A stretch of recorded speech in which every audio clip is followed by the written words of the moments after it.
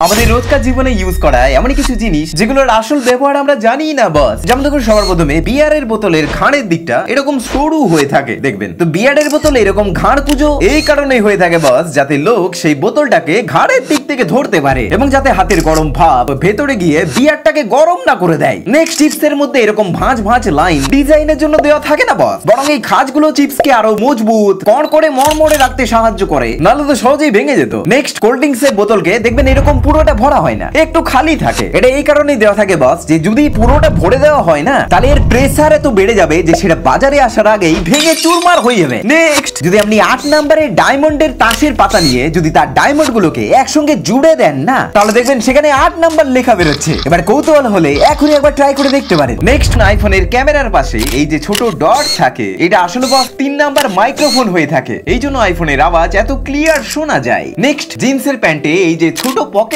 দেওয়া থাকে, এটা আসলে আগেকার দিনে পকেট ঘড়ি রাখার জন্য দেওয়া হতো বস, এবং সেই চলটা এখনো রয়ে গেছে, তবে এখন এটা জাস্ট ফ্যাশনের জন্য দেওয়া থাকে। নেক্সট কোল্ড ড্রিঙ্কস এর ক্যানের ঢাকনাতে এই যে হোল দেওয়া থাকে, এটা আসলে নর্দমার পাইপকে মানে স্ট্র কে হোল্ড করে রাখার জন্য দেওয়া থাকে বস। নেক্সট টুথব্রাশের দাড়িগুলো এরকম কালারফুল হয় কেন, যাতে আপনি বুঝতে পারেন যে আপনার টুথব্রাশটা পুরনো হয়ে গেছে কিনা এবং সেটাকে পাল্টাতে হবে কিনা। এরপরে যদি দাড়ির কালার গুলো ফেড হয়ে যায় তাহলে আপনি জানবেন এটা পাল্টানোর সময় চলে এসেছে বস। নেক্সট ললিপপের ডান্ডাতে এই হোল সিটি বাজানোর জন্য দেওয়া থাকে না বস, বরং এটা থাকে বলেই ললিপপটা ডান্ডার সঙ্গে চিপকে থাকে। নেক্সট প্লাস্টিকের টুলে এরকম ছিদ্র দেওয়া থাকে। আচ্ছা আপনি বলে ফেলুন দেখিনি প্লাস্টিকের টুলে এই ছিদ্র দেওয়া থাকে কেন। নেক্সট আপনি এরকম রাবার তো নিশ্চয়ই ইউজ করেছেন, যার একটা দিক নীল এবং আরেকটা দিক লাল রঙের হয়। অনেকে ভাবে বোধহয় নীল রংটা বোধহয় পেনের কালিকে মোছার জন্য দেওয়া থাকে। অ্যাকচুয়ালি নীল রংটা দেওয়ালে বা কাঠের উপরে বা যে কোনো শক্ত জিনিসের উপরে পেন্সিলের লেখাকে মোছার জন্য দেওয়া হয় বস।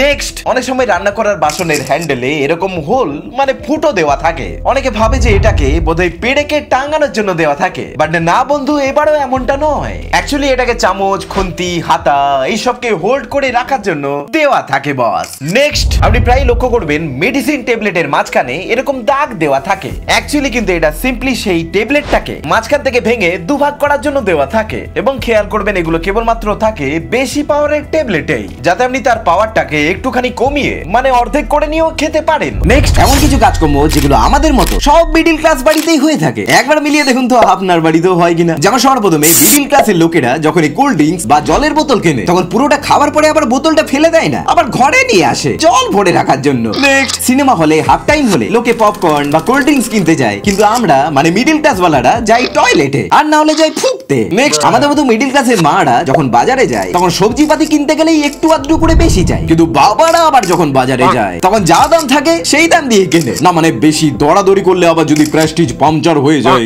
নেক্সট আমাদের সমস্ত ঘরে ভালো ভালো রান্নাও হয়, কিন্তু হদর ছাড়া সেগুলো অতিথিদের জন্য, আমাদের জন্য তো শুধু ডাল ভাত সবজি।